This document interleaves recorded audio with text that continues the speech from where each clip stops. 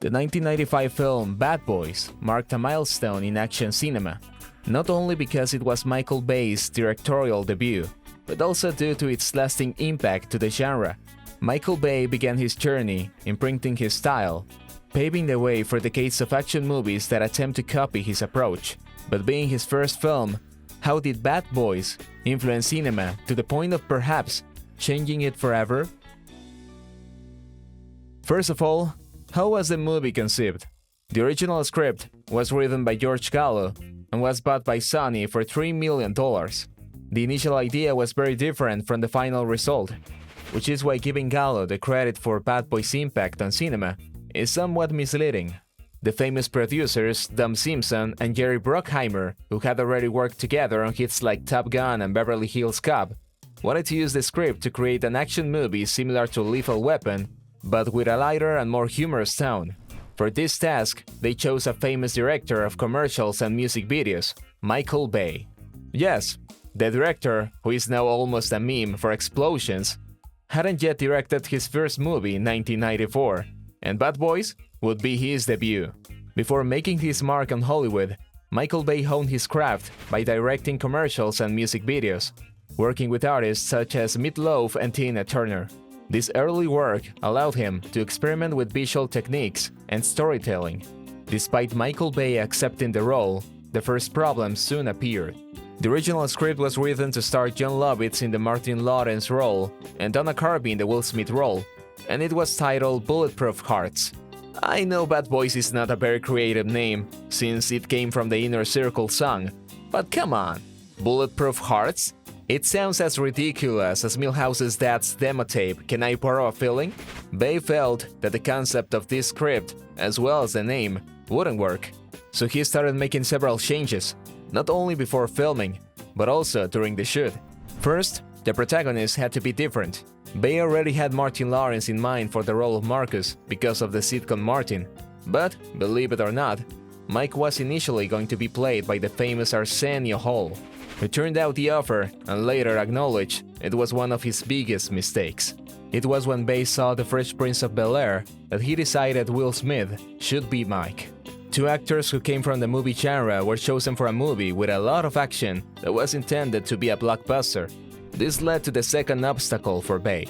By choosing two black actors, Sony was concerned that the movie might not sell well enough. In Bay's words, Sony didn't believe in the movie because two black actors don't sell overseas. They had no faith in it. This was largely why the budget was only $9 million, which frustrated Bay to the point where he said, "I was watching James Cameron's True Lies, and I'm like, oh my god, this guy has so much money. I have only $9 million, and they shut me down. Literally, they shut the power off.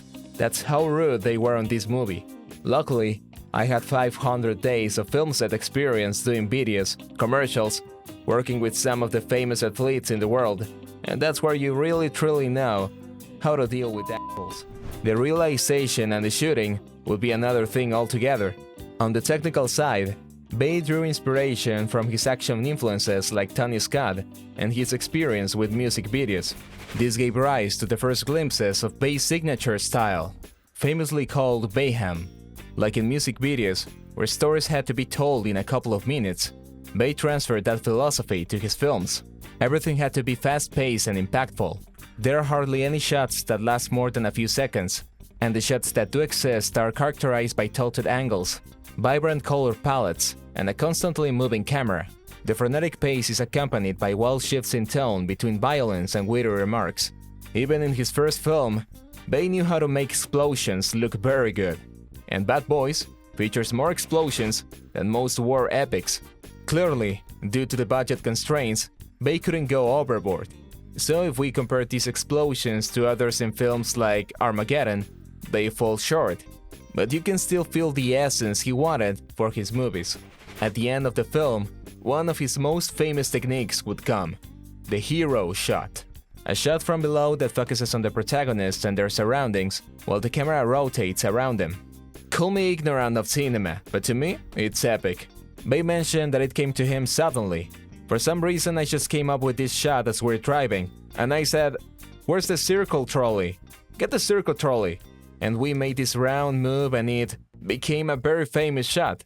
People tried to imitate it, but it was a seminal moment. To be honest, Bay wasn't the first to use many of these techniques. Since the 1980s, Schwarzenegger and Stallone movies showcased a lot of this, along with Die Hard in 1988 and Terminator 2, which feature one of the most iconic truck chases in cinema.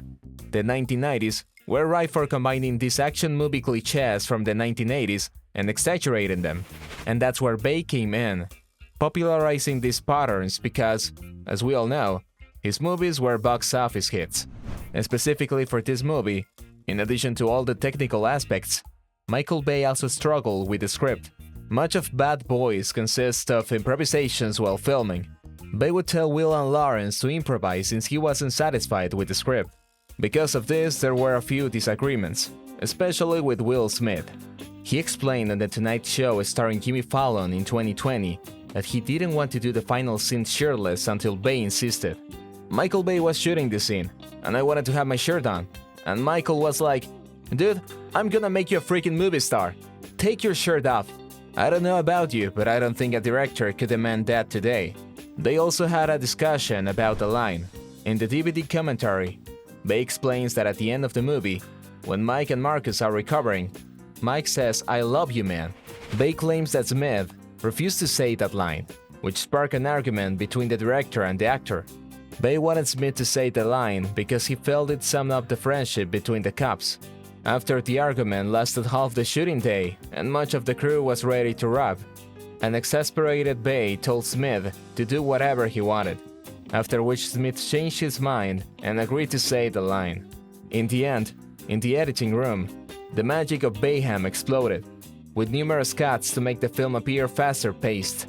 Curiously, on the recommendation of Bay's mother, several of the curses spoken by the protagonist were removed.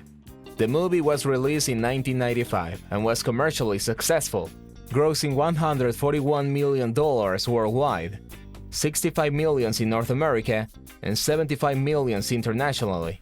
Not bad for a director's debut film. A few years later, Bay himself would direct the sequel, where he solidified his style and paved the way for more films in this franchise, although not directed by him. And as I mentioned, Bay would combine various action movie cliches, add his own touches, and translate it into money.